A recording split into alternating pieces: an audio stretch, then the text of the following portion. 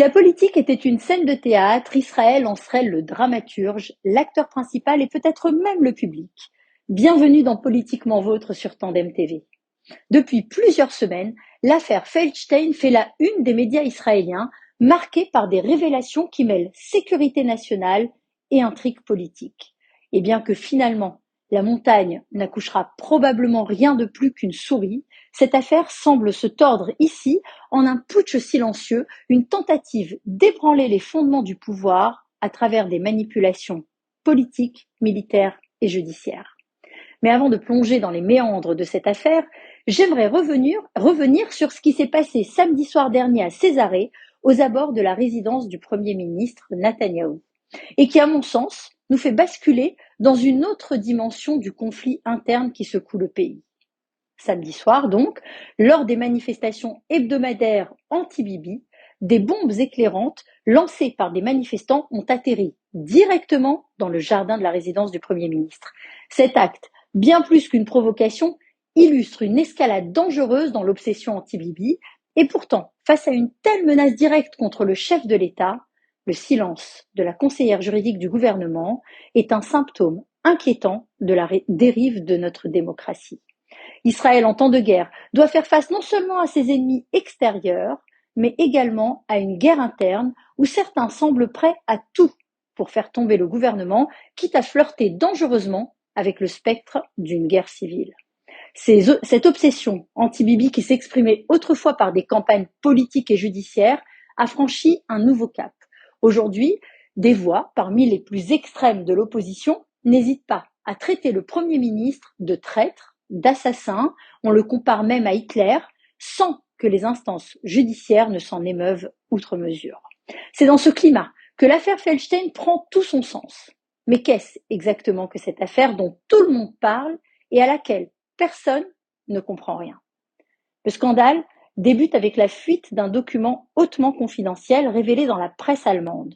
Ce document, censé rester sous le sceau du secret, retrouvé dans la bande de Gaza et dévoilant la stratégie du Hamas, aurait été transmis par un major de réserve des renseignements à Eli Feldstein, porte-parole des affaires de sécurité au bureau du Premier ministre. L'enquête, demandée par le chef d'état-major Herzi Halevi et diligentée par le chef du Shin Bet Ronen Bar, a dévoilé une chaîne de transmission complexe. En avril 2024, une copie numérique du document en question est transmise à Feldstein. Quelques mois plus tard, en septembre dernier, une version papier ainsi que d'autres documents classés secret défense lui sont remis. Nous sommes juste après l'assassinat cruel des 6 otages israéliens retrouvés dans les tunnels de la bande de Gaza. L'émoi est immense dans tout le pays. Les négociations sont au point mort et les manifestations reprennent à Tel Aviv. Dans ce contexte tendu, Feldstein aurait tenté de contourner la censure militaire en faisant publier le document dans un média étranger. Le contenu de ce document pointe du doigt les manifestants de Kaplan, les accusant implicitement de renforcer le Hamas et d'empêcher ainsi tout accord de libération des otages.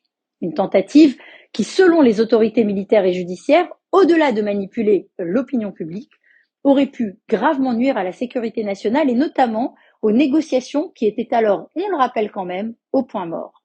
Au-delà des actes reprochés à Feldstein, cette affaire révèle un problème plus vaste, l'utilisation potentielle de la justice et des institutions militaires et sécuritaires comme instrument politique. Les conditions de détention de Feldstein interrogent. Détenu pendant 3 semaines dans les sous-sols du Shabak, soumis à des interrogatoires musclés, privé de la visite d'un avocat pendant environ 2 semaines, Feldstein se retrouve dans une position psychologique extrêmement fragile. Sa famille a exprimé sa vive inquiétude, indiquant qu'il subissait une pression psychologique intense, allant même jusqu'à parler de conséquences à long terme sur sa santé mentale. Les autorités ont même dû le transférer dans une cellule de prévention du suicide après la découverte d'un dispositif suspect dans sa cellule. Il prévoyait visiblement de mettre fin à ses jours par pendaison. Comment justifier de telles conditions d'investigation alors que Feldstein n'a même pas encore été jugé et que les faits qu'on lui reproche sont dans une sorte de flou artistique? Au final, cette affaire agit comme un révélateur des dysfonctionnements de notre système. Une justice équitable et indépendante est le socle de toute démocratie.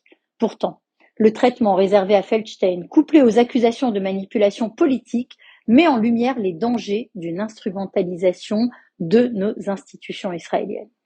Pour les partisans de la réforme judiciaire, ce scandale illustre l'urgence de réformer le système pour rétablir un équilibre entre les pouvoirs. Ce n'est pas une simple affaire de fuite de documents, mais un moment charnière pour la démocratie israélienne.